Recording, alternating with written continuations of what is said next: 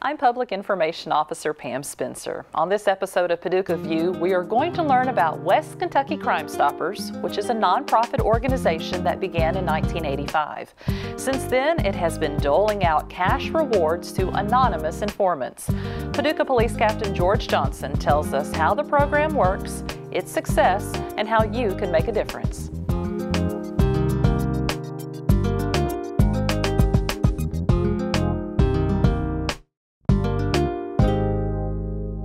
Back in 1975, Albuquerque, New Mexico experienced a homicide, and the lead detective on the case was an acquaintance with the manager of the local TV station. And what they did is they reenacted the crime with some local students, I guess from the college, and they broadcast the reenactment of the crime.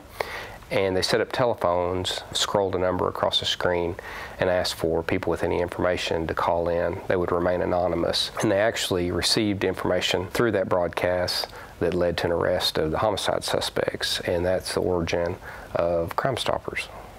Crime Stoppers is based on anonymity. That's our primary focus, is to create a bridge or a gap between individuals that want to provide information on crime to the police but want to remain anonymous. And they do that for different reasons. Primarily, they don't want to be caught up in the court system as a witness, but they feel compelled to do the right thing and call in information of crimes they see in progress. So individuals can call a telephone number and reach an operator, or they can submit tip information through the internet through a link. The information is then placed in a form, and it's transmitted to the software that the Crime Stoppers organization uses, and notifications will go out when the tip information is received, and the individuals that are responsible for reviewing the information and disseminating that information are notified, and then they can get that information out to the proper authorities. Individuals can call 270-443-TELL, T-E-L-L. That information is actually answered by a company in Canada. We did that because we wanted to add a layer of security to the process as far as anonymity. It lessens the likelihood that someone from our city, local residents, would be identified by someone who would answer the telephone here in Paducah, and we want to avoid that because our primary focus is keeping people anonymous. That information is taken by bilingual operators in Canada.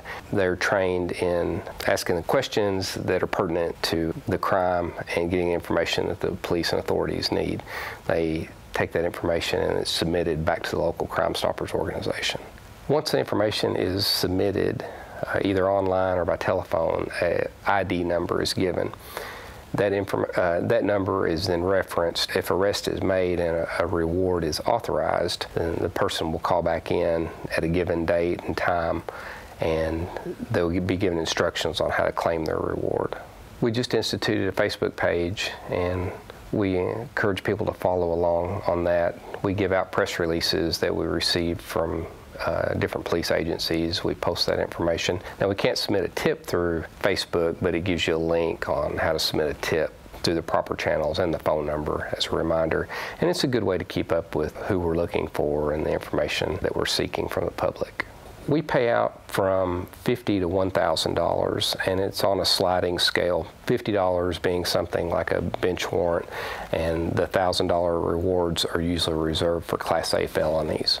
Since the mid-1980s, Crime Stoppers have been responsible for more than 800 arrests for information that they've received through the tip line. They've paid out more than $160,000 in tips over the years.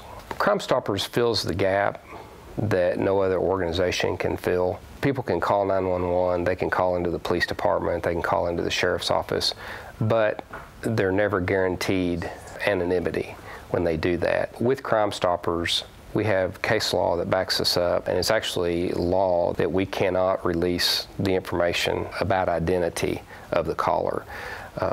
The way the program is developed and is ran, there's no way that we would know if someone called, what their phone number is, what their email address is, or what their name is, unless they provide that information to us, and we encourage them not to do that.